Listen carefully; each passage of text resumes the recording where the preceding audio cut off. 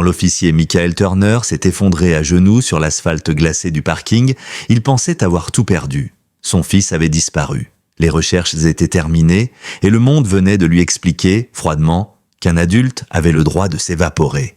Mais ce qu'il ne savait pas encore, c'est que cette nuit-là, quelque chose d'impossible allait le retrouver. Une enfant qu'il n'avait jamais vue, un chien que personne ne comprenait plus, et un objet couvert de terre et de sang que son fils n'enlevait jamais.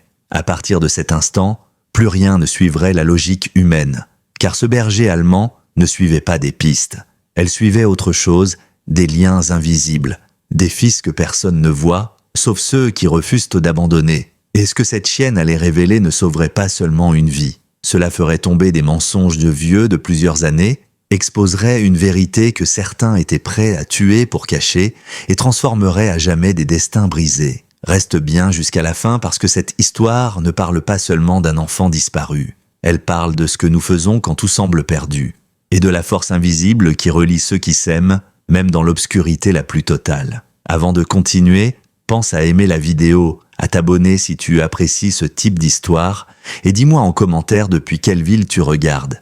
J'adore voir jusqu'où voyagent ces récits. Maintenant, revenons au moment exact où tout a basculé. Les genoux de l'officier Michael Turner heurtèrent l'asphalte glacé du parking du supermarché Greenway Market, et son arme de service glissa hors de sa main dans un cliquetis métallique. 72 heures. 72 heures que son fils Evan, 19 ans, étudiant en médecine préventive à l'université de Rockwell City, avait disparu sans laisser la moindre trace après son cours du soir. Les recherches officielles étaient terminées. Un adulte a le droit de disparaître, avait-il dit. Les mots tournaient en boucle dans son esprit tandis que la fatigue, la vraie, celle qui broie l'âme, finissait par l'emporter. Sa vision se brouilla, ses épaules s'affaissèrent, et les larmes qu'il refusait depuis 3 jours finirent de par couler. C'est alors qu'à travers ce voile de douleur, il les vit. Une petite fille, pas plus de 7 ans, aux cheveux couleur cuivre d'automne, avançait lentement en tenant la laisse d'un berger allemand argenté. Le chien avait une stature imposante,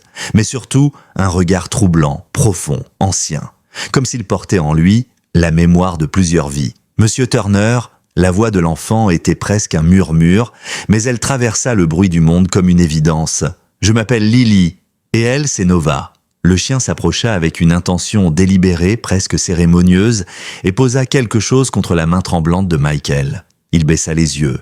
Son cœur manqua un battement. C'était le pendentif compas d'Evan, celui que sa mère lui avait offert avant de mourir, celui qu'il n'enlevait jamais, jamais. Le métal était couvert de terre fraîche et d'autre chose, du sang. Peu, à peine quelques traces, mais suffisamment pour faire hurler l'instinct policier de Michael. « Nova sait où il est », murmura Lily, « mais il faut se dépêcher. Avant de continuer, prenez une seconde pour soutenir cette histoire. Un simple « j'aime », un commentaire avec la ville depuis laquelle vous écoutez, et revenons ensemble au récit. Michael fixait le compas, son bronze, captant les derniers reflets du crépuscule du 15 octobre. Le sang n'était pas abondant, mais il était réel. Evan ne retirait jamais ce bijou. Jamais. Où avez-vous trouvé ça? Sa voix se brisa comme des feuilles mortes sous le vent. Lily ne répondit pas tout de suite. Elle s'agenouilla près de Nova, enfouissant ses petites mains dans l'épaisse fourrure argentée. Le chien s'assit parfaitement immobile, ses yeux ambrés fixés sur Michael avec une intensité presque inconfortable. Ce n'était pas la concentration entraînée d'un chien de police. Michael en avait connu des dizaines. Non, c'était autre chose. Nova l'a trouvé, dit enfin Lily, avec une maturité troublante. Elle retrouve ce qui est perdu, les choses qui appellent. Le parking s'était vidé autour d'eux. L'enseigne lumineuse du magasin bourdonnait, projetant une lumière artificielle incapable de repousser les ombres qui s'étiraient aux limites du bitume. Michael remarqua alors le manteau de Lily, un manteau en laine bordeaux, à boutons de laiton, d'un style presque ancien. Ses chaussures vernies étaient usées mais propres, et elle portait des chaussettes blanches jusqu'aux genoux malgré le froid mordant. « Écoute, ma chérie », commença Michael, reprenant malgré lui son ton professionnel. « J'ai besoin que tu me dises exactement où. » Nova bougea. En une fraction de seconde, elle passa de l'immobilité totale à une action précise, pressant son museau contre la poche de la veste de Michael. Il sursauta, recula d'un pas, mais le chien insista, geignant doucement, confuse. Michael glissa la main dans sa poche et sortit ce qu'il portait depuis 3 jours sans jamais le lâcher. la casquette universitaire d'Evan retrouvée près de sa voiture abandonnée. La transformation de Nova fut immédiate, absolue. Chaque muscle de son corps se tendit. Sa respiration changea, profond, rythmé, comme si elle aspirait bien plus qu'une simple odeur. Ses pupilles se dilatèrent. Elle tremblait non de peur, non de froid, mais d'une reconnaissance presque sacrée. Lily se releva lentement. Elle a besoin de quelque chose qui lui appartient, quelque chose qui contient son essence. C'est insensé, marmonna Michael, et pourtant, il ne pouvait détourner le regard. Nova prit la casquette avec une douceur infinie, comme s'il s'agissait d'un objet sacré. « Qui es-tu vraiment? Et où sont tes parents? »« Ils sont avec les anges, » répondit Lily simplement. « Mamie dit qu'ils m'ont envoyé Nova. Elle était chien de recherche, mais on a dit qu'elle était trop vieille. Ce n'est pas vrai. Elle a juste commencé à voir différemment. » Le chien relâcha soudain la casquette et se tourna vers le nord-est en direction du vieux quartier industriel. Tout son corps pointait dans cette direction, comme une boussole trouvant le nord véritable. « Voir quoi? Différemment ?» demanda Michael, sans même s'en rendre compte. « Les fils » murmura Lily en prenant sa main. Ses doigts étaient étonnamment chauds. Les fils dorés qui relient les gens qui s'aiment. Nova peut les voir, même quand ils sont étirés très loin. Même quand quelqu'un essaie de les cacher. Nova fit 3 pas mesurés vers le nord-est, puis se retourna pour regarder Michael, attendant. « Elle a retrouvé le frère de ma grand-mère l'an dernier, » continua Lily. « Il avait Alzheimer, il s'est perdu pendant une tempête de neige, les secours ont cherché 2 jours. Ils allaient abandonner. J'ai amené Nova chez lui. Elle a senti son oreiller et elle a su. Elle l'a trouvé dans une grange, à 8 kilomètres, couvert de foin pour ne pas geler. Le docteur a dit qu'1 heure de plus et il serait mort. » Michael serra le compas dans sa main. Evan avait enquêté sur quelque chose avant de disparaître. Des nuits entières devant son ordinateur, des appels à voix basse, des documents qu'il fermait dès que Michael entrait dans la pièce. Exactement comme Michael l'avait fait autrefois, quand il montait le dossier contre Logan Reed. « Monsieur Turner, » dit Lily avec une certitude absolue. « Nova ne se trompe jamais. Si on ne la suit pas maintenant, le fil pourrait se rompre. » Le chien avança encore de quelques pas. Derrière elle, la silhouette de la ville se teinta de violet, les premières étoiles apparaissant dans le ciel. Michael pensa à la peur du noir d'Evan quand il était enfant. Il gardait une veilleuse allumée jusqu'à 12 ans. Était-il quelque part dans cette obscurité à attendre? Nova aboya une fois, doucement, urgent. « Elle dit qu'il faut y aller », traduisit Lily, bien que Michael n'ait entendu aucun mot. Elle peut le sentir. Il appelle, même s'il ne le sait pas. Mais il y a autre chose. Quoi? Le visage de Lily pâlit sous la lumière artificielle. Quelqu'un d'autre suit le même fil. Quelqu'un qui ne veut pas qu'Evan soit retrouvé. Nova grogna soudainement pour la première fois. Un grondement profond. Son attention était fixée sur une berline sombre qui avançait lentement, phares éteints, à travers le parking.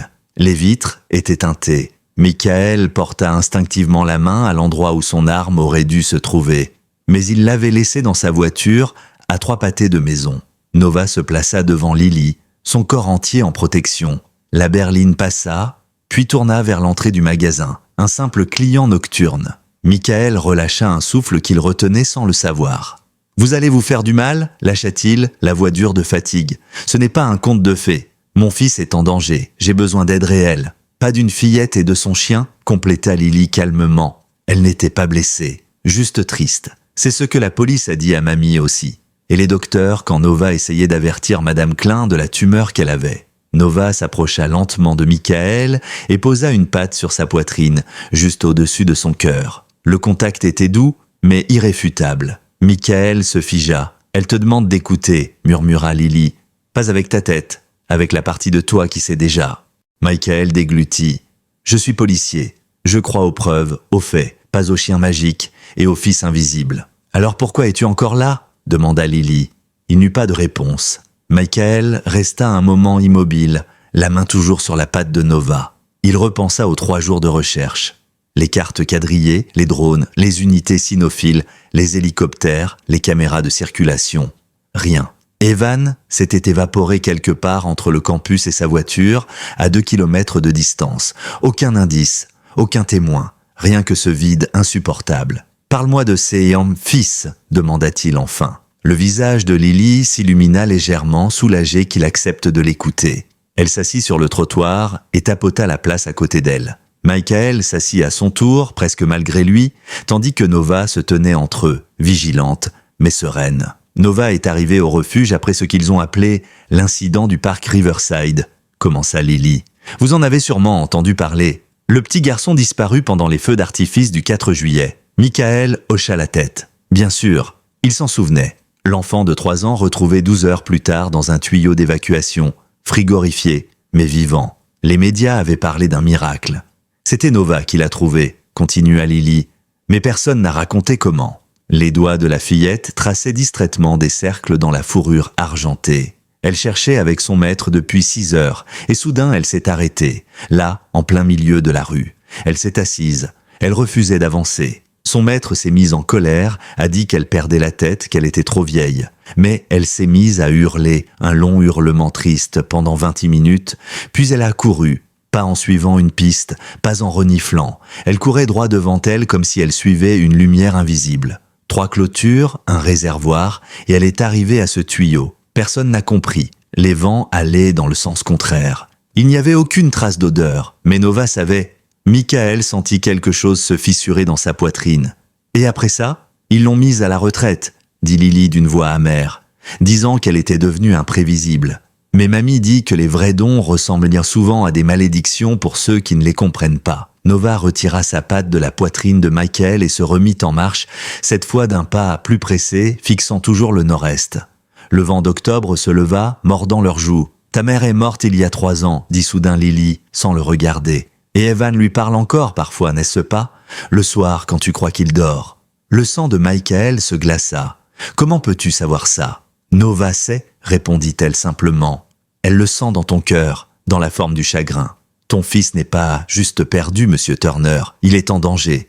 Et celui qui l'a pris, son fil est emmêlé avec le tien, noir et tordu par une douleur ancienne. Le nom surgit dans l'esprit de Michael comme une lame. Logan Reed, son ancien partenaire, celui qu'il avait envoyé en prison pour corruption. Reed, le cauchemar qu'il croyait enterré.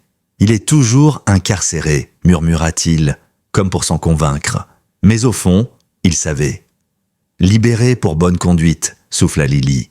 Nova aboya 2 fois, net et urgent, son museau pointé vers le centre-ville comme une aiguille de boussole. « Les fils bougent », traduisit la fillette. « Si on n'y va pas maintenant, on les perdra. » Le téléphone de Michael vibra dans sa poche, numéro inconnu. Il l'ouvrit, 3 mots, « Arrête de chercher » et une photo en pièces jointes. C'était le manuel d'économie d'Evan, couvert de sang. Et à l'arrière-plan, presque invisible, le numéro de badge d'un policier. 2487, celui de Logan Reed, celui qui aurait dû être détruit après sa condamnation. Michael sentit ses mains trembler. Le sang sur le livre semblait encore humide, brillant sous la lumière artificielle. « On y va maintenant », déclara Lily d'une voix ferme, lui prenant la main. Nova dit que le fil tire fort. Contre toutes les règles de sa carrière, contre tout ce qu'il croyait savoir, Michael suivit l'enfant et le chien dans la nuit d'octobre. Nova avançait d'un pas assuré, son pelage argenté captant la lumière des lampadaires. Il formait une étrange procession. La chienne en tête, la fillette au centre, et le policier derrière, le cœur battant à tout rompre. La trajectoire n'avait aucun sens. Nova tournait sans logique apparente, empruntant des ruelles, traversant des terrains vagues, revenant sur ses pas, jusqu'à ce que Michael remarque quelque chose. « C'est le parcours de footing d'Evan », murmura-t-il. « Il court ici chaque matin. » Nova s'arrêta à un croisement, huma longuement l'air, puis reprit. 10 minutes plus tard, ils atteignirent le Moonlight Bean, un café où les vitres embuées diffusaient une lumière chaude. « Le mardi soir », murmura Michael.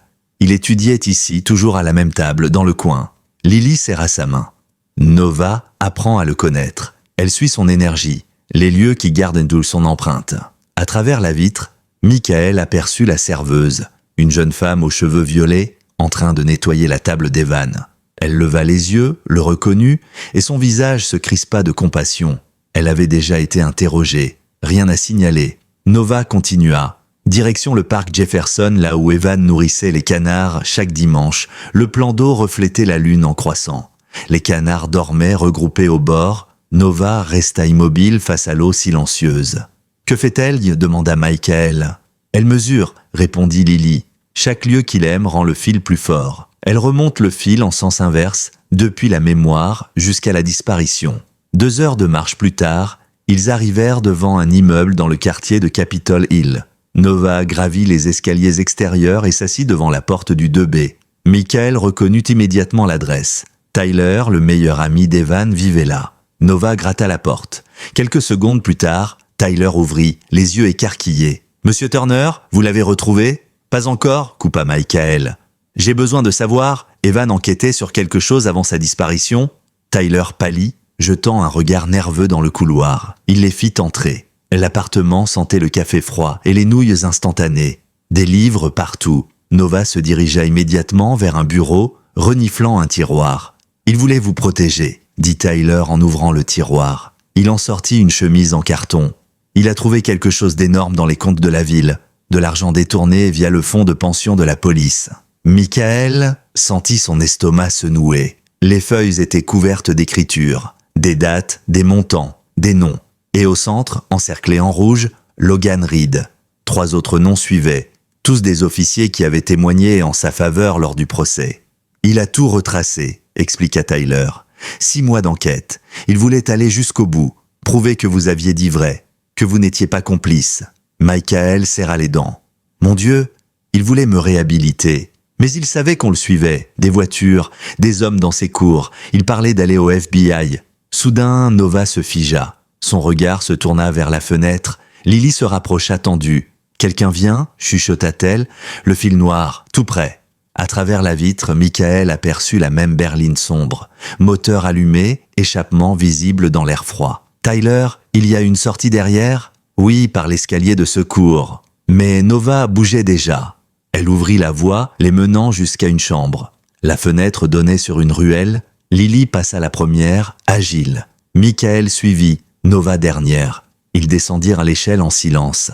Dans la ruelle, l'odeur d'humidité et de métal leur collait à la gorge. « Il a son téléphone », réalisa soudain Michael. « Il me piste grâce à mes messages. » Il sortit son portable pour le couper, mais Lily l'arrêta. « Non, Nova a dit qu'il faut le laisser faire, le laisser suivre. Comme à la pêche. On lâche la ligne, puis on la ramène au bon moment. » Ils progressèrent dans l'ombre. Nova avançait plus vite, presque haletante. Michael jeta un coup d'œil derrière eux. Une silhouette venait de franchir la porte de l'appartement de Tyler. Épaules larges, démarche familière, pas ride. Quelqu'un d'autre. La chienne les mena vers le nord, vers le quartier industriel. Les bâtiments y semblaient plus vieux, rongés par le temps. Les entrepôts dressés comme des dents cassées. La ville s'était endormie. Seul leur pas résonnait dans les flaques. Ils s'arrêtèrent devant une clôture enchaînée. Un panneau tordu pendait, Rockwell Daily Press, fermé. Nova longea la grille, reniflant. « C'est ici », dit Lily. Le fil d'Evan passe à travers, mais il y a autre chose. Elle s'accroupit, pressa son visage contre la fourrure argentée. Lorsqu'elle se redressa, ses yeux étaient agrandis par la peur. Nova a dit qu'il y a 2 battements de cœur là-dedans. L'un est stable, apeuré, l'autre... Elle marqua une pause. L'autre compte, comme une horloge. « Une horloge ?» demanda Michael, la voix tendue. Nova aboya 3 fois, puis gratta 2 fois le sol. 3h20, au lever du soleil. « Quelque chose se produira à l'aube », traduisit Lily. Michael fixa le bâtiment. Chaque fibre de son être voulait foncer. Mais Nova se plaça devant lui, refusant de bouger. « Pas encore », dit doucement Lily. Nova dit que le moment compte. Si on y va maintenant, tout sera perdu. Le vent se leva, charriant une odeur de neige prochaine. Lily frissonna. Sans réfléchir, Michael lui mit sa veste sur les épaules. Le geste était simple, paternel. « On doit attendre dans un lieu sûr », dit-il. Il aperçut la berline noire tourner lentement 2 rues plus loin. Un endroit public mais discret. Nova se remit en marche, cette fois en direction du parc Hamilton. Un vaste espace couvert d'arbres centenaires. 20 minutes plus tard, ils atteignirent Hamilton Park. Vaste étendue d'herbes givrées et d'arbres centenaires aux branches tordues. L'endroit semblait désert, bercé seulement par le bruissement des feuilles et le lointain grondement des voitures. Nova les mena jusqu'à un chêne gigantesque, si large qu'il aurait fallu 3 personnes pour en faire le tour. La chienne tourna 3 fois autour du tronc avant de s'installer dans le creux protégé par les racines, abrité du vent. Lily s'assit aussitôt, serrée contre son flanc chaud. Michael hésita, puis s'assit à son tour, son dos contre l'écorce rugueuse. Le silence s'installa, seulement rythmé par la respiration lente de Nova. « Parle-moi d'Evan » demanda doucement Lily. « Pas du dossier, de lui. » Michael resta d'abord muet, puis les mots vinrent comme un barrage qui cède. Il parla du petit garçon de 4 ans, terrifié par les orages, qui venaient se blottir entre lui et sa femme, Sarah, à chaque coup de tonnerre. Il parla de l'adolescent de 12 ans qui avait secrètement recueilli un chat errant, le nourrissant chaque soir dans le garage.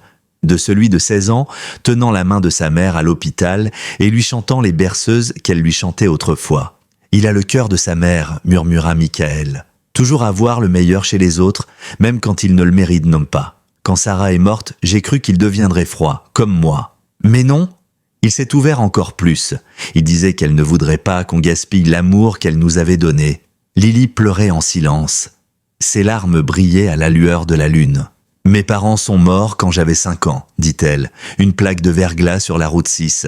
Ils rentraient de Denver, papa venait d'obtenir un nouveau travail. Je me souviens de maman dansant dans la cuisine ce matin-là. Elle chantait que la vie allait recommencer. » Michael passa un bras autour d'elle sans réfléchir. Ce geste, il ne l'avait plus eu depuis la mort de Sarah. Nova émit un grondement doux, comme un soupir de contentement. « Comment as-tu vraiment rencontré Nova ?» demanda-t-il. Lily esquissa un sourire triste. « C'est elle qui m'a trouvé. 3 mois après l'accident, mamie m'a emmené au refuge. Elle pensait qu'un animal m'aiderait à aller mieux. J'étais assise dans un coin, je ne voulais parler à personne. Et soudain, j'ai vu un museau sous la porte. Nova avait forcé son enclos. Elle est venue droit vers moi, s'est couchée, la tête sur mes genoux. Elle n'a plus bougé pendant 1 heure. Le personnel disait qu'elle n'avait jamais fait ça avant, qu'elle ne voulait s'attacher à personne. Mais avec moi, c'était comme si elle savait. « Alors, vous vous êtes reconnus » murmura Michael. « Exactement » répondit-elle. 2 âmes perdues qui avaient besoin d'un but. Le ciel au-dessus d'eux changea soudain. Des voiles de lumière verte apparurent, ondulant lentement. L'aurore boréale. Impossible, à cette latitude, à cette saison. Michael en resta bouche bée. Il n'en avait vu qu'une seule fois, la nuit où Evan était né, quand une éruption solaire exceptionnelle avait illuminé le Colorado tout entier. « Regarde !» souffla Lily. Nova leva la tête, ses yeux ambrés reflétant la lumière surnaturelle. Puis, d'un geste d'une infinie délicatesse, elle posa sa tête sur les genoux de Michael.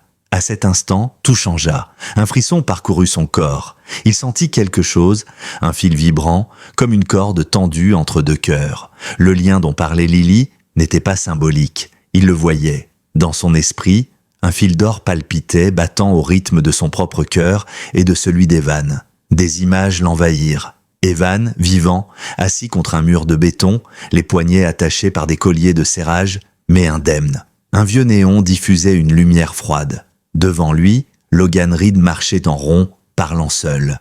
3 autres hommes entraient et sortaient, leurs voix basses, tendues. Michael percevait à travers Nova les odeurs du lieu, la moisissure, l'encre séchée, l'huile de moteur, et sous tout cela, l'odeur d'Evan. De la peur, de la sueur, mais aussi de l'espoir. « Il laisse des signes », murmura Michael, encore dans la transe. « Des morceaux de papier, des traces. Il sait que je le chercherai. » La vision se précisa, Reed n'était pas le chef. Quelqu'un d'autre tirait les ficelles. Un homme toujours en activité dans la police. Et le lever du soleil n'était pas une métaphore, c'était une limite. Ils allaient déplacer Evan, faire disparaître toute trace avant l'aube. Pas pour le tuer, pour le salir, pour lui faire porter le chapeau des détournements, pour que tout accuse la famille Turner. Ils veulent détruire vous deux, chuchota Lily, voyant ce que Michael voyait à travers Nova. Faire croire qu'Evan a fui avec l'argent, que vous le couvrez depuis le début. Une nouvelle image s'imposa, le sous-sol du vieux journal. 2 accès, l'un évident par le magasin et un autre caché par un ancien tunnel de livraison relié aux égouts. Nova lui montrait le plan, comme si elle se souvenait. Elle y avait déjà été autrefois lors d'un exercice de recherche. Mais il y avait plus, une autre présence, un parfum qu'elle reconnaissait. Un policier, pas corrompu, pas entièrement, un homme pris au piège. L'agent Chen, murmura Michael. Daniel Chen. Il avait témoigné pour Reed, mais il semblait honteux. Il est là, et il protège Evan. Il retarde les autres. Nova battit doucement de la queue comme pour confirmer. Au-dessus d'eux, les lueurs vertes s'intensifièrent, inondant le parc d'une clarté d'émeraude. Des passants levaient les yeux, photographiant le phénomène, mais aucun ne s'approcha du trio sous le chêne. Nova a dit qu'on a des alliés qu'on ne connaît pas encore, traduisit Lily. Des gens qui attendent que la vérité éclate. Michael sentit le fil d'or vibrer plus fort. Evan essayait de lui envoyer un message, une image récurrente. Des roses jaunes, souffla-t-il. Il pense à ça. C'étaient les fleurs préférées de Sarah.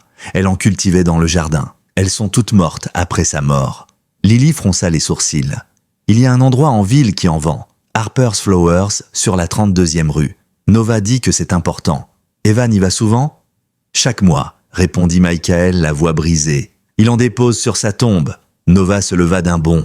Les lumières du ciel vacillèrent, puis s'éteignirent. Le moment magique prenait fin, mais son sens restait gravé. La chienne fixait l'horizon, les oreilles dressées. « Qu'est-ce qu'il y a ? Ils ont avancé le plan ?» dit Lily, le visage livide. « Quelqu'un sait qu'on vient ? Le lever du soleil ? C'est trop tard. » Le téléphone de Michael vibra à nouveau. Un nouveau message avec cette fois une vidéo. Il l'ouvrit. Le visage d'Evan apparut marqué d'un bleu sur la joue gauche. Derrière lui, Logan Reed, 3 silhouettes floues et le vieux décor du sous-sol. « Papa, dit Evan d'une voix ferme malgré la peur. Je sais que tu verras ça. Les roses jaunes. Maman disait qu'elles annoncent les nouveaux départs. » Puis l'écran devint noir. Un texte s'afficha. « 1 heure, viens seul. Tu sais où ?» Michael se leva, prêt à courir. Mais Nova se plaça devant lui et Lily lui saisit le bras. « Attends !» cria-t-elle. Nova dit de regarder encore. Il y a un détail. Michael rejoua la vidéo. Nova approcha, posa le museau sur l'écran. À l'arrière-plan, un détail minuscule. Une horloge numérique. 23h47. Il regarda l'heure actuelle, 2h15. Cette vidéo a été filmée il y a plus de 2 heures, murmura-t-il. Ils ne sont plus là ? Nova aboya une fois, puis bondit, s'élançant vers le centre-ville. Harper's Flowers, traduisit Lily. Elle dit qu'ils y sont passés. Peut-être qu'il reste des traces. Ils coururent dans la nuit, haletant, suivant la silhouette argentée de Nova glissant entre les lampadaires. À chaque carrefour, elle s'arrêtait, s'assurait qu'ils suivaient, puis repartait. À 3h30, ils atteignirent la boutique de fleurs. L'endroit semblait abandonné. Les vitrines poussiéreuses montraient des bouquets fanés. Nova tourna 2 fois autour du bâtiment, puis s'arrêta devant une porte de service. Elle posa le museau sur la poignée. La porte céda sans résistance. À l'intérieur, l'odeur était étrange. Un mélange de fleurs en décomposition et de tiges fraîches coupées. Nova avança dans le noir, ses griffes claquant doucement sur le carrelage. Elle les mena jusqu'à l'arrière-boutique, une petite pièce avec un bureau couvert de papier. Des photos, partout, d'Evan, de Michael, des clichés pris sur plusieurs mois. Michael au commissariat, Michael sur la tombe de Sarah, Michael à la supérette. Quelqu'un les observait depuis longtemps, et sur chaque photo, des notes griffonnées à la main, l'écriture nerveuse penchée de Reed. Mais aussi une autre, une écriture que Michael connaissait sans parvenir à la replacer. « Regardez, dit Lily montrant un tableau mural. Une chronologie détaillée, tout le plan. Evan devait disparaître. Michael devait être accusé. Le faux dossier d'évasion au Mexique, les documents falsifiés, les preuves d'un vol étalé sur 6 mois. Il voulait salir votre nom et celui de votre fils, murmura Lily. Les détruire comme il croyait que vous les aviez détruits. Nova gratta une paroi du bureau. Michael s'approcha. C'était un panneau dissimulant un escalier descendant vers la cave. Ils y trouvèrent des couvertures, des bouteilles d'eau, des restes de repas. Evan avait été retenu ici, mais pas torturé. Il avait été gardé. Sur le mur, des mots gravés à l'ongle. « Papa me trouvera ?»« Maman veille ?» Michael sentit les larmes brûler ses yeux. Puis des pas, au-dessus d'eux, lents, méfiants. « Cache-toi » souffla-t-il. Mais Nova resta debout, figée face à l'escalier. Les marches grinçaient. Une voix connue résonna. « Michael, je sais que tu es là. Je veux t'aider. » C'était Daniel Chen. Il apparut dans la lumière blafarde du néon. Son uniforme froissé, ses yeux cernés, la peur imprimée sur son visage. Nova grogna bas, mais sans attaquer. « Ils m'ont forcé, dit-il rapidement. Reed et les autres, ils ont menacé ma femme. Elle travaille au service des pensions. Ils auraient fait croire qu'elle faisait partie du détournement. « Où est mon fils ?» demanda Michael d'une voix glaciale. Ils l'ont déplacé à l'ancien journal. Reed perd le contrôle. Les autres veulent l'éliminer pour tout effacer. Mais Reed croit encore pouvoir faire croire au vol. Il a 30 minutes, pas plus, avant qu'il ne le fasse qu'à terre lui aussi. Michael fit un pas. Chen recula. « Je devrais t'abattre pour ce que tu as fait. Je sais, souffla Chen, et je le mériterai. Mais ton fils ne mérite pas de payer pour ma lâcheté. Nova s'avança, posa sa patte sur le pied de Chen, puis leva vers Michael ses yeux d'ambre. Le message était clair, celui-là peut être sauvé. Combien sont-ils ? 4, avec Reed. Et tu veux qu'on te fasse confiance ? Chen sortit son téléphone, montra une application d'enregistrement. J'ai tout, une semaine d'audio, chaque conversation. J'allais les remettre à l'inspection interne, mais j'avais peur. Nova s'assit à côté de lui. Elle t'a choisi ? Dit Lily. Ton fil est argenté, pas noir. Chen expliqua. Il y a un tunnel derrière le parc Riverside, l'ancienne bouche d'égout utilisée par les unités K9. Nova la connaît. Ça mène directement au sous-sol du journal. Nova leva la tête comme pour confirmer. Je peux faire diversion, ajouta Chen. Je dirais que je t'ai capturé ici, que je t'amène à Reed. Tu gagneras du temps. Envoie les enregistrements à la lieutenante Martinez. Maintenant. Chen s'exécuta. C'est fait, elle les a.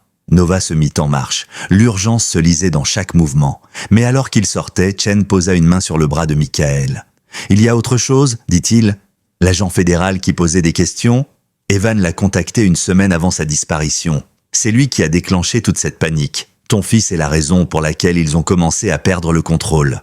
Michael sentit un mélange de fierté et de terreur. Evan avait repris le combat que lui-même avait commencé, sans se douter du danger. Ils quittèrent la boutique au moment où l'aube pointait à peine. L'air avait cette odeur de métal et de givre propre aux heures les plus silencieuses. Mais à peine avait-il tourné le coin que Nova s'arrêta net, le poil hérissé. Elle huma l'air, aboya une fois. « Quelqu'un approche », dit Lily.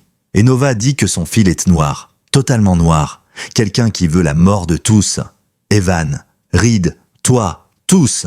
Michael plissa les yeux, cherchant la silhouette. Et il la vit. Une femme sortait de l'ombre, droite, vêtue d'un uniforme impeccable d'assistante commissaire.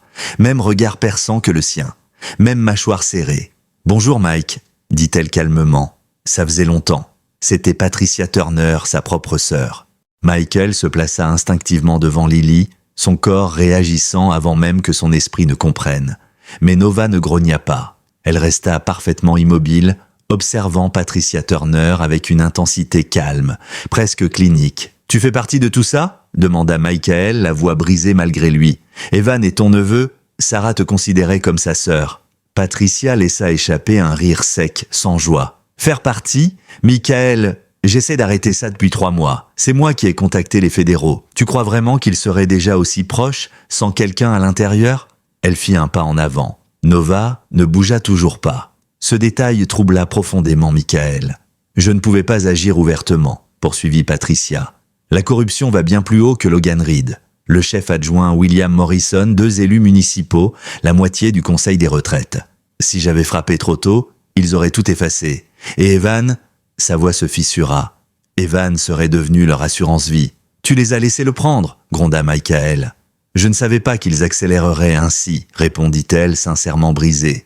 Je pensais avoir encore du temps. Lily s'approcha doucement, observant Patricia avec attention. Nova fit lentement le tour de la femme, reniflant l'air autour d'elle, puis s'assit face à elle. « Elle dit que tu dis la vérité », murmura Lily. « Mais que tu portes un secret qui fait très mal. » Patricia pâlit. « Qui est cet enfant ? Quelqu'un qui sait que les gens blessés blessent les autres, » répondit Lily calmement. Nova se tourna vers l'entrée du parc.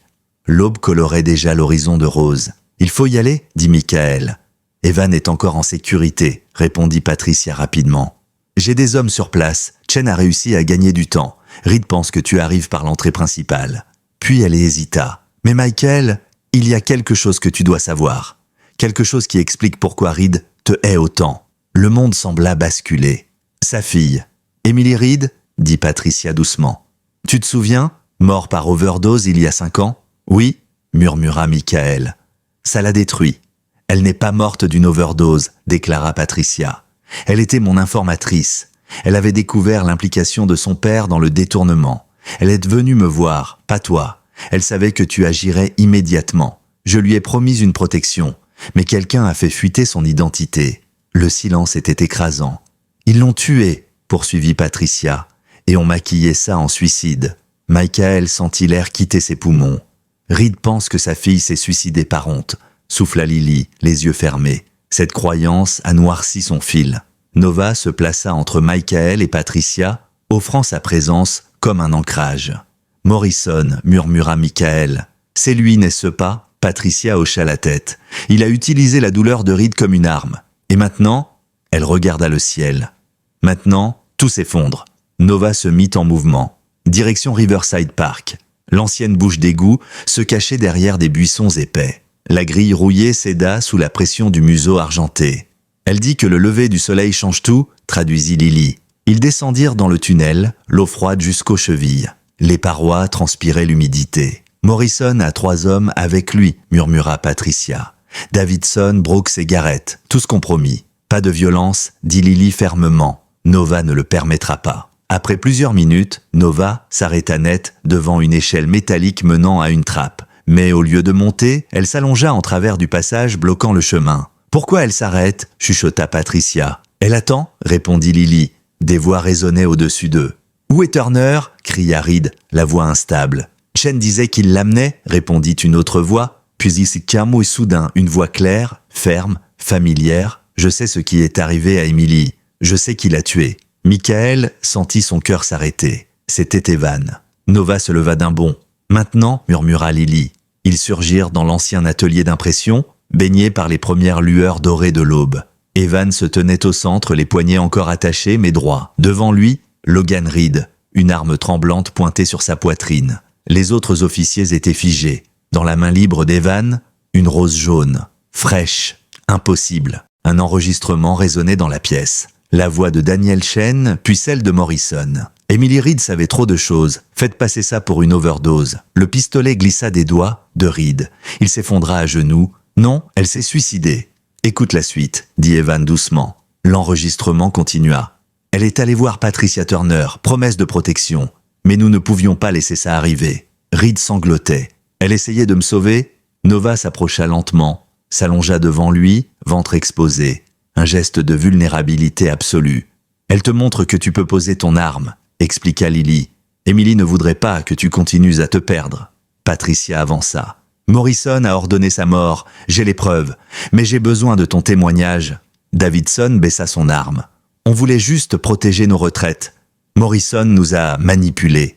Les autres firent de même, à l'extérieur des sirènes. Les fédéraux arrivaient. Morrison est là, murmura Patricia. Il va essayer de tout nettoyer. Nova aboya une fois claire et forte. Elle dit qu'il reste une vérité, annonça Lily. La chienne se tourna vers Patricia et s'assit. Patricia blêmit. Non, le bébé, dit Lily doucement. Le fils d'Emily. Le silence dans le vieux bâtiment était total. Même les sirènes dehors semblaient s'être tues, suspendues dans un instant de vérité trop lourd pour être interrompues. Patricia avait porté la main à sa bouche, incapable de prononcer le moindre mot. Nova, elle, demeurait assise, parfaitement calme, ses yeux d'ambre fixés sur l'assistante commissaire. Lily ne bougeait plus, sa petite main posée sur le flanc de la chienne, comme si elle soutenait son regard. « Le bébé ?» répéta Michael, incapable de comprendre. Patricia prit une grande inspiration, ses épaules tremblaient. Emily était enceinte. Sa voix se brisa. Elle me l'a dit 2 jours avant qu'elle ne soit tuée. Elle ne voulait pas que son père le sache. Elle voulait partir, recommencer ailleurs, mais elle avait peur que ses ennemis s'en prennent à l'enfant. Alors, avant de mourir, elle m'a confié une lettre. Et dans cette lettre, il y avait un nom, celui de la famille adoptive. Mais quand Emily a été tuée, le bébé était déjà né. Et j'ai juré de le protéger. Michael resta figé. « Tu veux dire que cet enfant ?»« Oui, » souffla Patricia, les larmes aux yeux. « Il est vivant, il a 3 ans. Je l'élève. » Reed, encore à genoux, releva la tête. Ses yeux rouges s'écarquillèrent. « Qu'est-ce que tu viens de dire ?» Patricia s'approcha lentement, comme on s'avance vers une bête blessée. « Emily a eu un fils. Elle voulait qu'il grandisse loin de toute cette noirceur. J'ai respecté son souhait. Je ne pouvais pas te le dire. Tu aurais tout détruit. » Reed recula, chancela. La rose jaune qu'il tenait encore trembla dans sa main. « Un petit garçon, murmura-t-il. Mon petit-fils ?» Nova posa doucement sa tête contre le bras de Reed. Il sursauta puis se figea. Dans ce contact, il sentit la vérité. Les sanglots éclatèrent, lourds, incontrôlables. Patricia s'accroupit à côté de lui. « Je te promets, dit-elle, si tu témoignes contre Morrison, ton petit-fils connaîtra enfin ton vrai visage, pas celui d'un criminel, celui d'un homme qui a eu le courage de réparer. » Les autres officiers baissèrent définitivement leurs armes. Davidson laissa tomber la sienne avec un cliquetis métallique. Brooks essuya ses yeux du revers de la main. « Morrison nous a trompés, souffla-t-il. Il nous a tous utilisés. Et maintenant, il vient effacer ses traces, ajouta Patricia. Un grondement sec traversa la pièce. Une grenade lacrymogène roula au sol, crachant une épaisse fumée blanche. Nova aboya 3 fois, rapide et puissant. « C'est du gaz !» cria Lily. « Il veut nous faire sortir !» Patricia attrapa son toki. « Équipe Bravo, ne tirez pas, répétez, ne tirez pas, on sort par l'entrée principale, ensemble. » La fumée emplissait déjà la salle, piquant les yeux et la gorge. Michael retira sa veste, la plaqua contre le visage de Lily. Nova se posta devant eux, son corps large formant un bouclier. « Sur 3, ordonna Patricia. 1, 2, 3 !» La porte vola, et le groupe émergea dans la lumière du jour. Les sirènes hurlaient. Des dizaines de policiers les encerclaient, certains sous les ordres de Morrison, d'autres de l'équipe fédérale. Au centre du chaos, Morrison se tenait debout, arme en main, sa mâchoire crispée. « Lâchez vos armes !» hurla-t-il. « Ces gens ont pris des otages !» Nova marcha droit vers lui, d'un pas lent, solennel.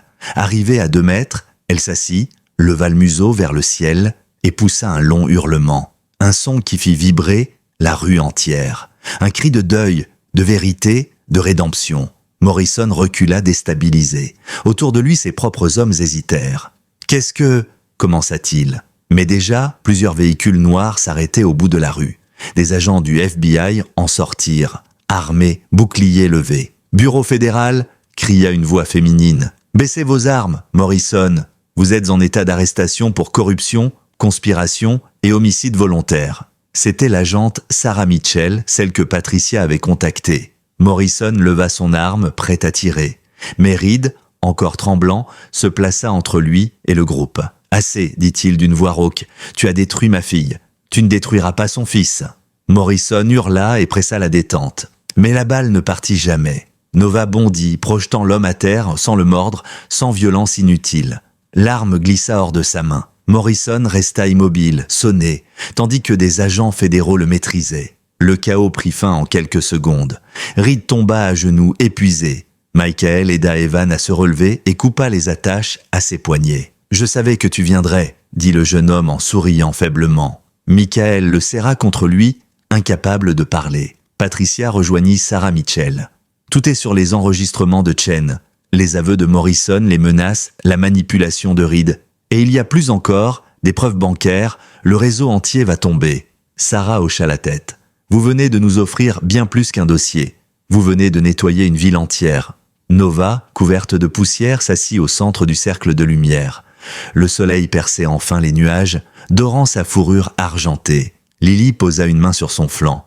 Elle dit que les fils noirs sont coupés, murmura-t-elle, mais qu'il reste encore une vérité à dire. Michael se tourna vers Patricia. Nova fixait sa sœur sans bouger. Patricia ferma les yeux. Les larmes coulaient silencieusement sur ses joues. « Je le dirai, Nova, je le dirai !» Elle s'avança vers Reed, encore au sol, la rose jaune entre les doigts. « Ton petit-fils s'appelle Sam, dit-elle. Il est en sécurité, et il te ressemble. » Reed leva les yeux vers elle, submergé. Nova posa sa tête sur son genou. « Dis-lui, souffla Lily, que la lumière peut revenir, même après des années de nuit. » Et pour la première fois depuis 5 ans, Logan Reed hocha la tête. Le soleil se leva complètement. Sur les façades de briques, la lumière d'or se reflétait, et Nova ferma les yeux, apaisée. Le hurlement de tout à l'heure avait cessé. Désormais, elle savait.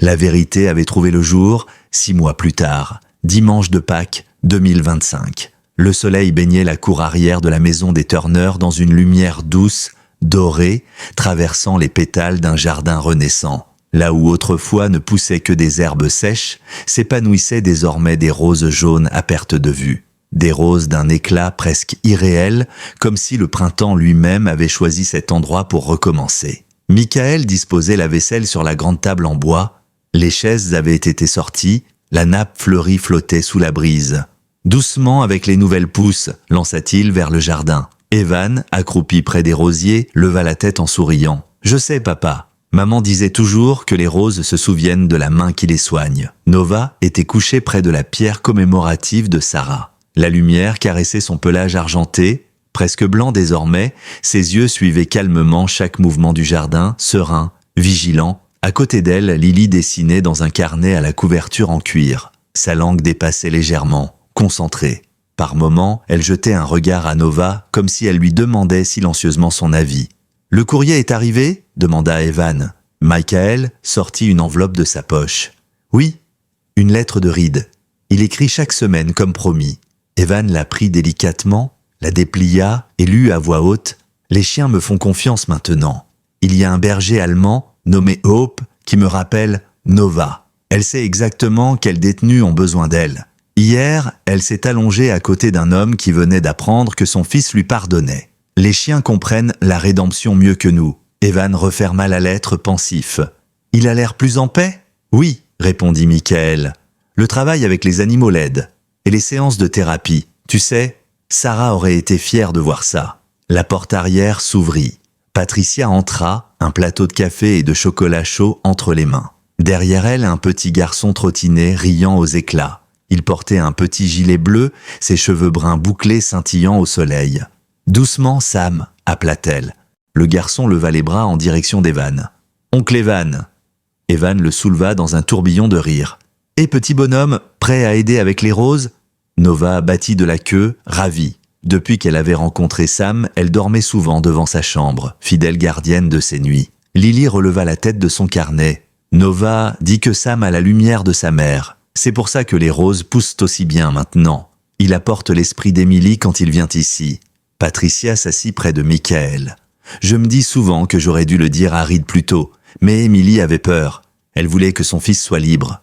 Michael posa une main sur celle de sa sœur. Tu as fait ce qu'il fallait, tu l'as protégé. Et maintenant, Reed sait la vérité. Patricia hocha la tête, un sourire triste au coin des lèvres. Il m'écrit aussi, il parle de Sam, de ce qu'il lui apprendra un jour. Pêcher, jouer au baseball, devenir un homme meilleur. Le portillon s'ouvrit, laissant entrer Daniel Chen et sa famille.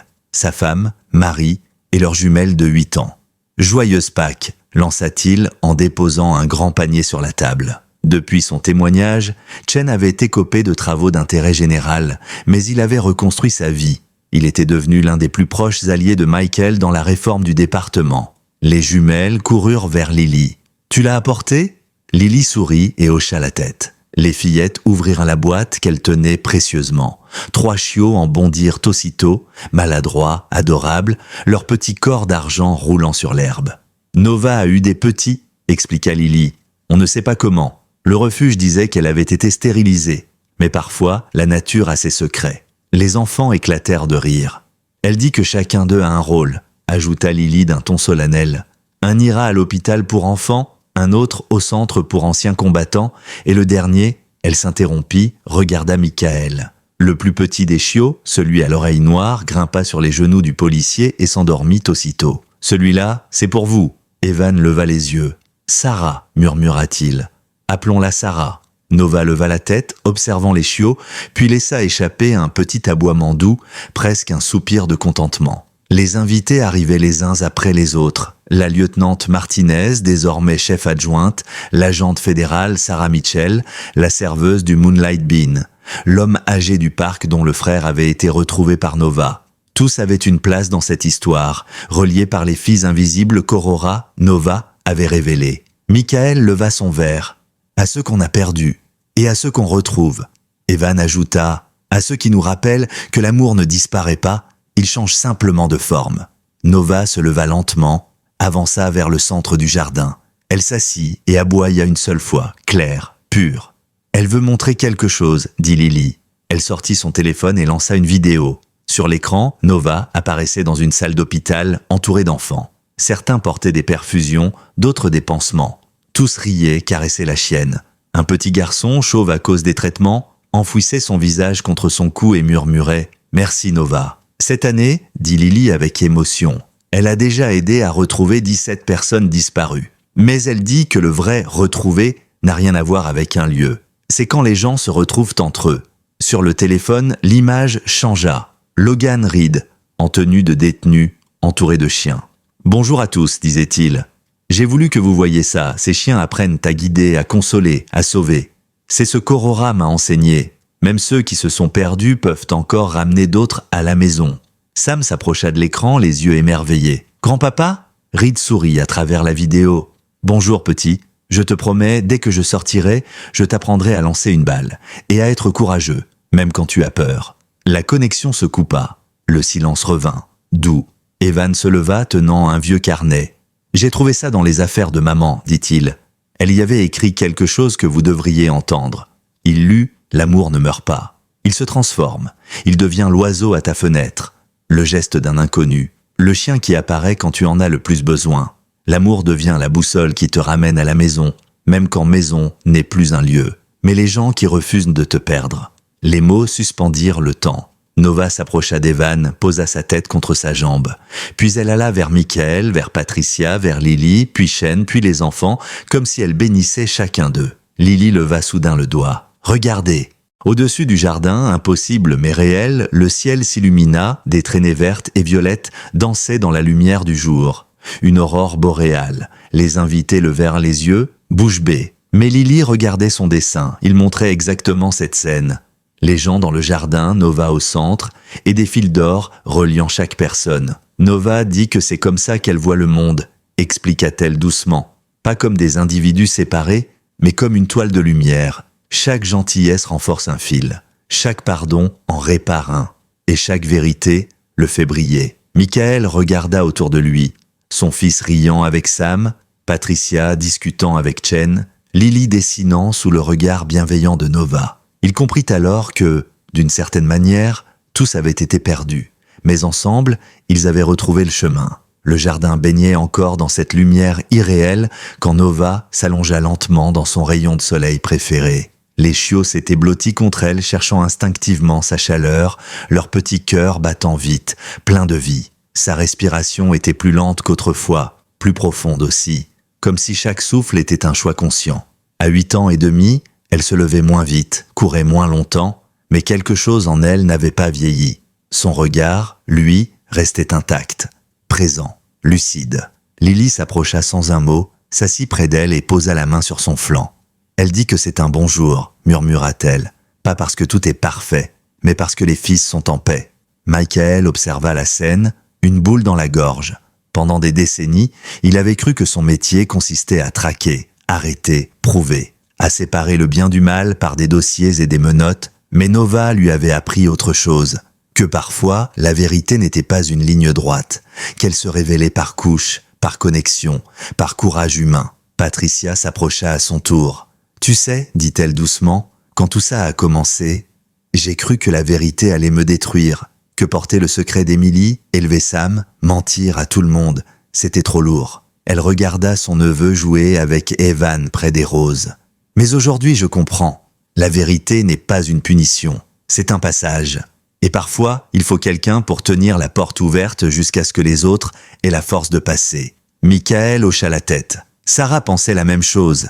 Elle disait que la vérité fait peur seulement quand on essaie de la fuir. Au même moment, les cloches de l'église voisine commencèrent à sonner. 12 coups clairs, lents, portés par l'air printanier. À chaque son, quelque chose semblait se déposer dans le cœur de chacun, comme une confirmation silencieuse. Au 12e coup, la queue de Nova frappa doucement le sol.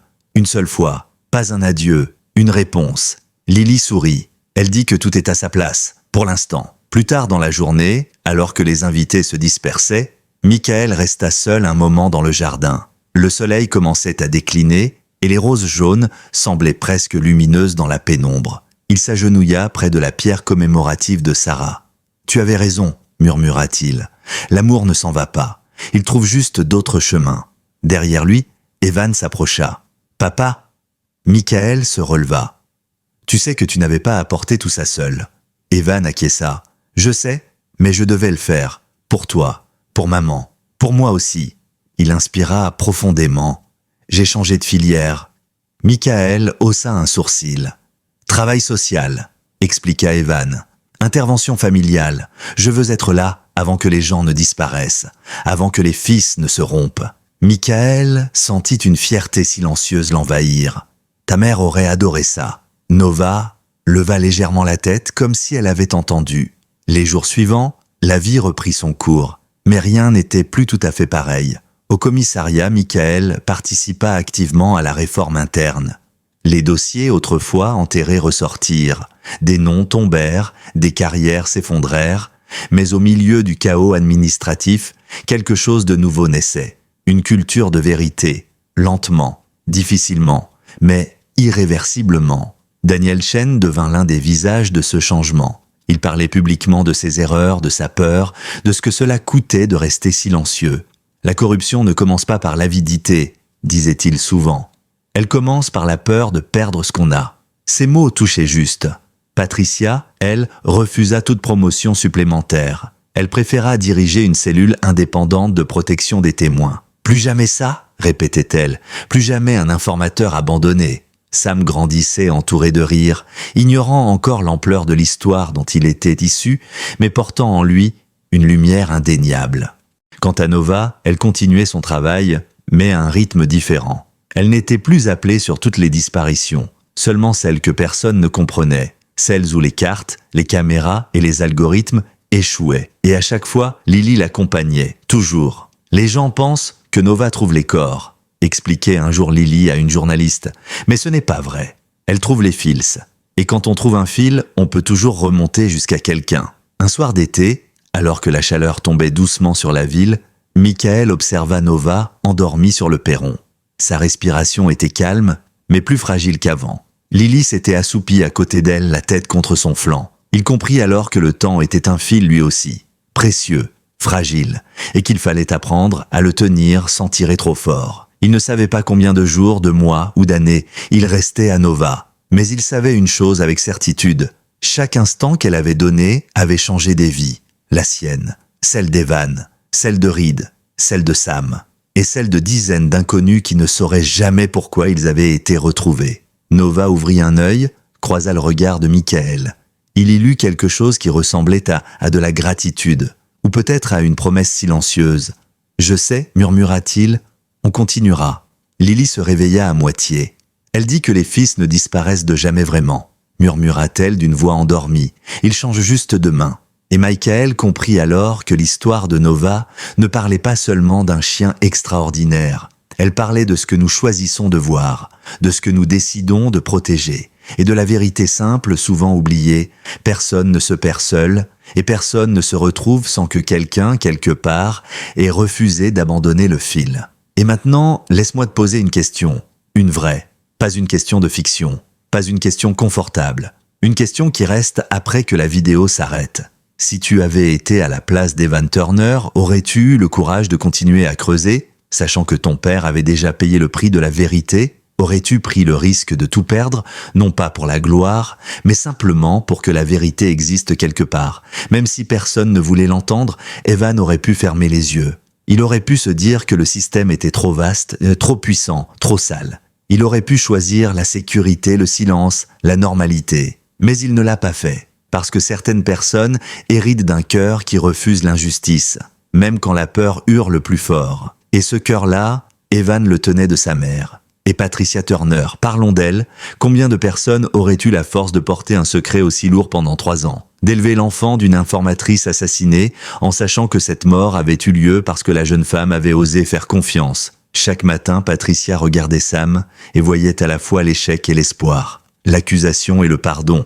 Elle aurait pu confier l'enfant aux services sociaux, l'effacer de sa vie, se protéger. Elle ne l'a pas fait. Elle a choisi d'aimer dans l'ombre, sans reconnaissance, sans garantie que la vérité sortirait un jour. Et puis, il y a Logan Reed, l'homme que tout le monde désignait comme le monstre, l'homme qui a kidnappé un innocent. La question la plus difficile de toutes n'est pas de savoir s'il était coupable. Il l'était. La vraie question est celle-ci. Que ferions-nous si nous découvrions que notre haine reposait sur un mensonge ? Si toute notre rage avait été construite sur une douleur manipulée, Reed croyait que sa fille s'était suicidée par honte. Cette croyance a déformé chaque décision qu'il a prise pendant 5 ans. Quand la vérité a éclaté, il n'est pas devenu innocent, mais il est redevenu humain. Aurais-tu eu la force d'accepter le pardon de ceux que tu as tenté de détruire? Aurais-tu eu le courage de poser l'arme quand tu apprends que tu visais la mauvaise cible depuis le début? Même Daniel Chen mérite qu'on s'y attarde. Sa bravoure n'a pas été spectaculaire. Il n'a pas affronté Morrison en face. Il n'a pas tout risqué d'un coup. Sa forme de courage était plus inconfortable. Il a enregistré sa propre lâcheté. Il a documenté ses propres fautes, sachant que ces preuves serviraient aussi contre lui. Combien de personnes seraient prêtes à laisser une trace écrite de leurs erreurs sans savoir si elles seraient pardonnées? Et puis il y a Lily, 7 ans, orpheline, pas de badge, pas d'armes, pas d'autorité. Et pourtant, c'est elle qui a mis la vérité sous les yeux du monde, pas par la force, pas par la violence, mais par une décision simple et radicale, refuser que le mensonge se cache dans l'ombre.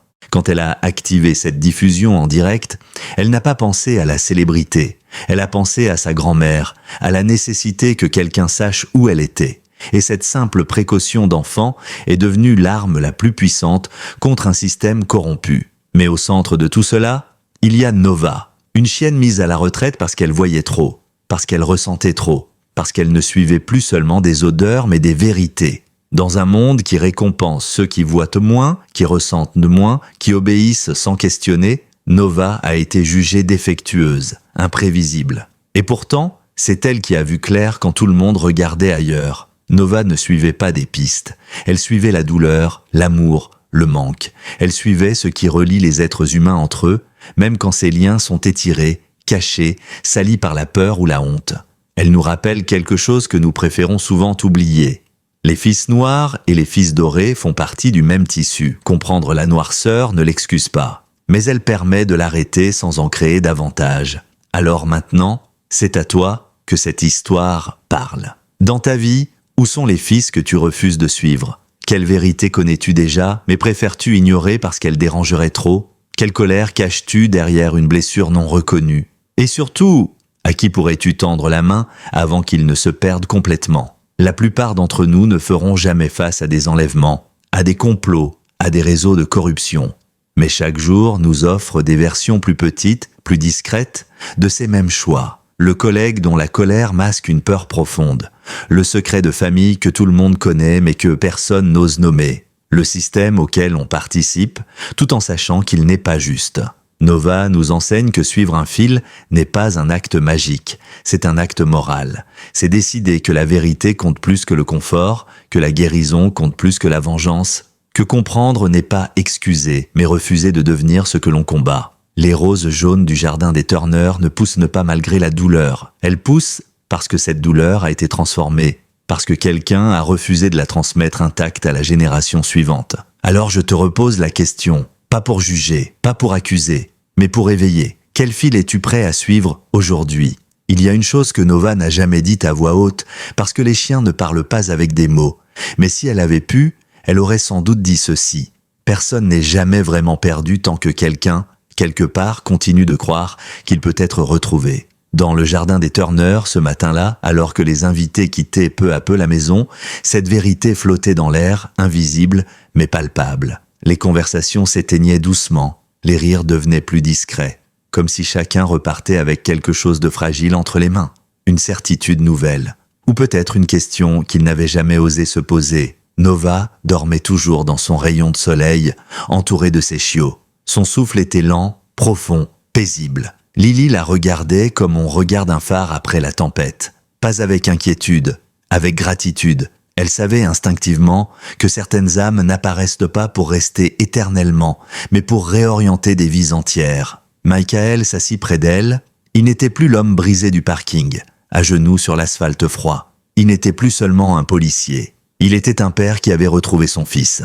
Un homme qui avait compris que la vérité n'est pas toujours une arme, mais parfois un pansement douloureux, nécessaire, lent à poser. Il repensa à ce moment précis où tout avait basculé, à cette petite main chaude glissée dans la sienne, à ce chien argenté qui avait refusé d'abandonner un fil que tout le monde disait rompu. Si Nova n'avait pas été là, Evan aurait peut-être disparu à jamais. Et avec lui la vérité. Et avec la vérité, la possibilité même de guérir. Evan, de son côté, regardait Sam courir maladroitement entre les rosiers. L'enfant riait sans savoir que son existence même était née d'un acte de courage, puis protégée par un autre et révélée par un troisième. Evan comprit alors quelque chose de fondamental. On ne choisit pas toujours l'histoire dans laquelle on est, mais on choisit toujours celle qu'on transmet. Patricia, debout près de la clôture, observait la scène en silence. Pendant des années, elle avait cru que porter seule un secret était une forme de force. Elle savait maintenant que la vraie force réside parfois dans le fait d'oser déposer ce poids au bon moment, entre les bonnes mains. Elle n'était plus seule. Elle ne l'avait jamais vraiment été. Elle ne l'avait simplement pas vue. Dans un autre endroit de la ville, derrière des murs de béton et des grilles, Logan Reed tenait la dernière photo reçue de Sam.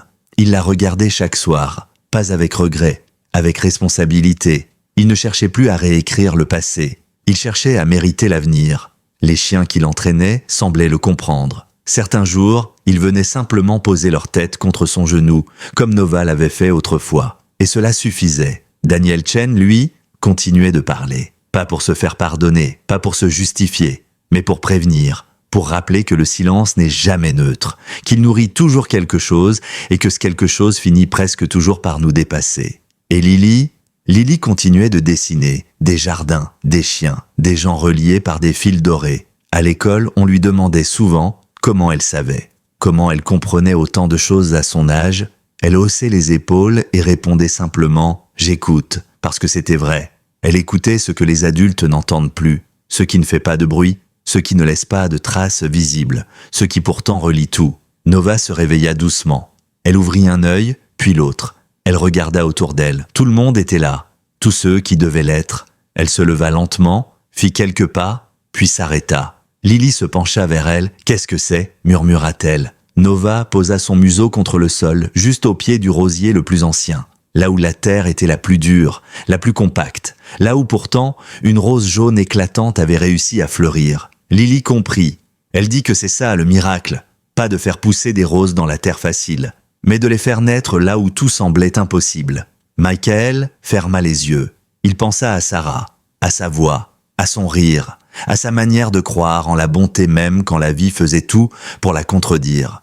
Il comprit que le compas qu'Evan portait n'avait jamais servi à indiquer une direction géographique. Il pointait toujours vers la même chose, la maison, pas un lieu, un lien. Et maintenant, c'est à toi que l'histoire se confie. Parce que ce récit ne parle pas seulement d'un policier, d'un fils courageux, d'une enfant sage ou d'un chien extraordinaire. Il parle de toi, de moi, de nous tous. Il parle de ces moments où l'on sent qu'un fil tire doucement à l'intérieur. Ce malaise quand quelque chose ne sonne pas juste. Cette vérité que l'on connaît déjà, mais qu'on repousse parce qu'elle demanderait trop de courage. Cette main que l'on pourrait tendre, mais que l'on retire par peur d'être rejeté, ou blessé, ou incompris. Il parle de la question la plus simple et la plus difficile à la fois. Que feras-tu quand tu verras le fil ? L'ignoreras-tu comme tant d'autres, en espérant qu'il se rompe tout seul, ou accepteras-tu de le suivre, même s'il t'emmène là où tu n'avais jamais prévu d'aller ? Nova nous a montré que suivre un fil ne signifie pas savoir où il mène. Cela signifie seulement refuser d'abandonner quelqu'un dans le noir. Cela signifie croire que la vérité, même douloureuse, est toujours préférable au mensonge confortable. Cela signifie choisir l'amour encore et encore, même quand la peur semble plus raisonnable. Les miracles ne tombent pas du ciel. Ils se fabriquent, lentement, par des décisions minuscules, par des gens ordinaires qui un jour choisissent de ne plus détourner le regard, par des enfants qui appuient sur « diffuser » quand on leur dit de se taire, par des hommes brisés qui acceptent enfin d'écouter, par des chiens qui refusent d'oublier. Quelque part, en ce moment même, quelqu'un que tu connais est peut-être en train de disparaître, pas physiquement, intérieurement. Et peut-être que, sans le savoir, tu tiens déjà l'extrémité du fil. La question n'est pas de savoir si tu es prêt. Personne ne l'est jamais vraiment. La vraie question est celle-ci. Choisiras-tu de tirer doucement ou de lâcher ? Nova, elle, a déjà fait son choix. Elle l'a fait encore et encore, jusqu'à ce que chaque fil brisé trouve une chance d'être renoué. Et si tu écoutes encore cette histoire, ce n'est probablement pas un hasard, parce que quelque part, profondément, tu sais déjà que l'amour ne s'éteint pas. Il change de forme, il devient un geste, une vérité dite à voix haute, une main tendue, un courage transmis. Et parfois, il marche sur 4 pattes, te regarde droit dans les yeux et refuse de te laisser abandonner.